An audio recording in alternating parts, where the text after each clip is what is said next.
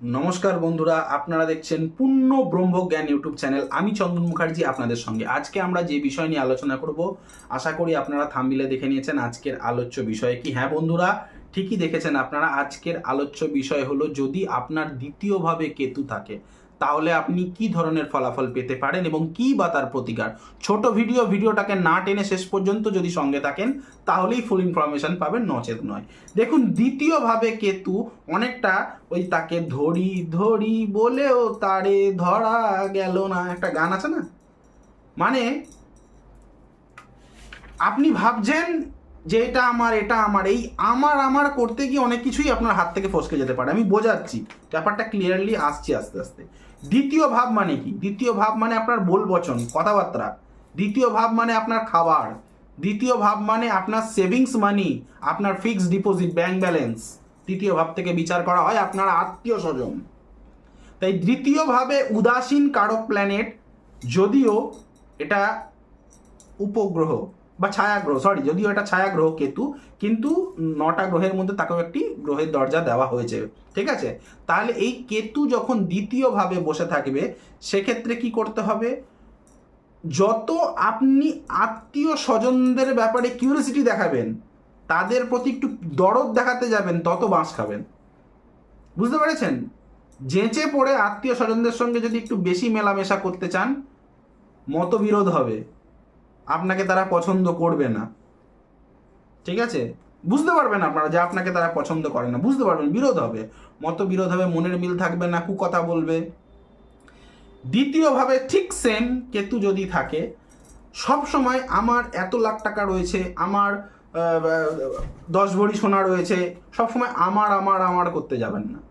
তার কারণ রাহুর কিন্তু দৃষ্টি, সপ্তম দৃষ্টি সেকেন্ড দ্বিতীয়ভাবে থাকবে।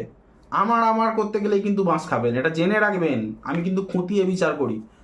দ্বিতীয়ভাবে যাদের কেতু বসে আছে, তাদের দেখবেন একটু কথা বলতে শর্টেজ ফিল করে, মানে একটু অসুবিধা হয়, গুছিয়ে কথা বলে উঠতে পারে না। তাহলে আপনি বলবেন, আমার দ্বিতীয়ভাবে তো কেতু বসে আছে দাদা, আমার সব কিছুই, আমি আত্মীয় স্বজনদের কাছে খারাপ, আমি কথা ভালোভাবে বলতে পারি না, তাহলে আমার তো জীবন দুর্বিষহ হয়ে উঠবে। তা কিন্তু না, আমি উপায় বলে দিচ্ছি। দ্বিতীয়ভাবে যাদের কেতু আছে, আপনারা টাকা পয়সার ব্যাপারে প্রচণ্ড ট্রিকি হন। এবার যদি বলেন কি করে ট্রিকি, আপনি তো বলছেন দ্বিতীয়ভাবে কেতু, আমার করতে পারবো না, তাহলে আমার ফিক্সড ডিপোজিটকে আমি ভালোভাবে সংরক্ষণ করব কি করে?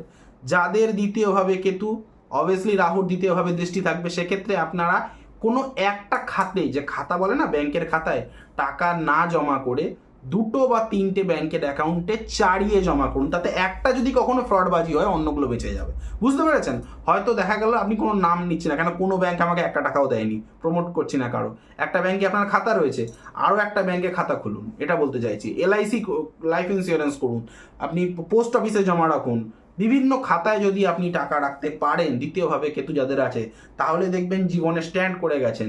দ্বিতীয়ভাবে কেতু যদি ব্যবসা করতে চান, তাহলে যত ছোট জায়গায় ব্যবসা করবেন, তত কোটি টাকার ব্যবসা করতে পারবেন।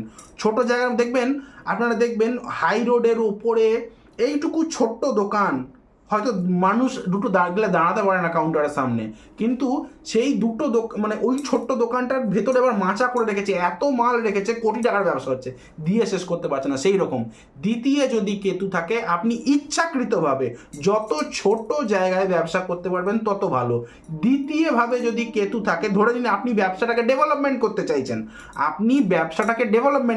চাইছেন, আপনি তাহলে করবেন কি করে? ধরে নিন, একটা উদাহরণ দিচ্ছি, আপনার দ্বিতীয়ভাবে কেতু, আপনি একটা ছোট্ট জায়গা, একদম ছোট জায়গা, 40 স্কোয়ার ফুটের জায়গায় আপনি ব্যবসা করছেন, আপনি ব্যবসাটাকে ডেভেলপমেন্ট করতে চান।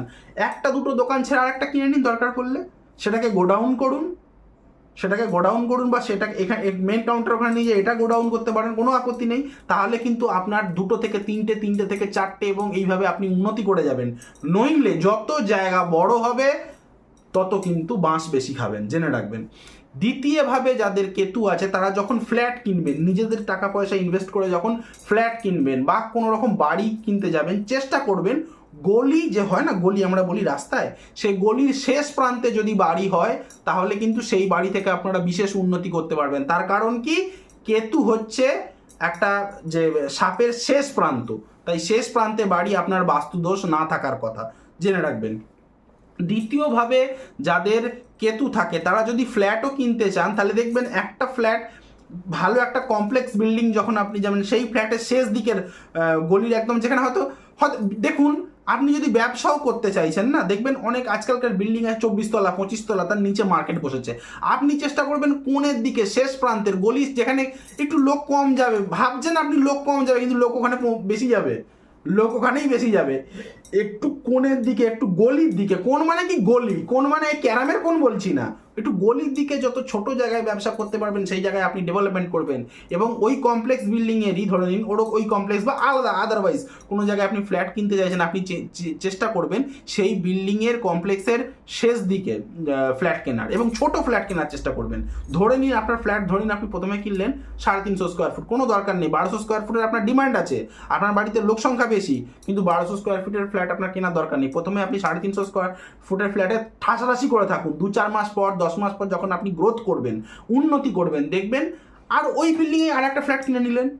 হয়তো আপনি দোতলায় কিনেছেন, হয়তো 3 তলা বা 4 তলায় কিনে নিলেন একটা ফ্ল্যাট, তাতে কিন্তু আপনার জীবনে অভূতপূর্ণ উন্নতি দেখা যাবে। এটা কিন্তু মিলিয়ে নেবেন, এবং আমার সঙ্গে যদি আপনি সহমত হয়ে থাকেন, কমেন্ট সেকশন আমার খোলা আছে, নির্দ্বিধায় আমাকে কিন্তু কমেন্ট করে আপনারা করতে পারেন।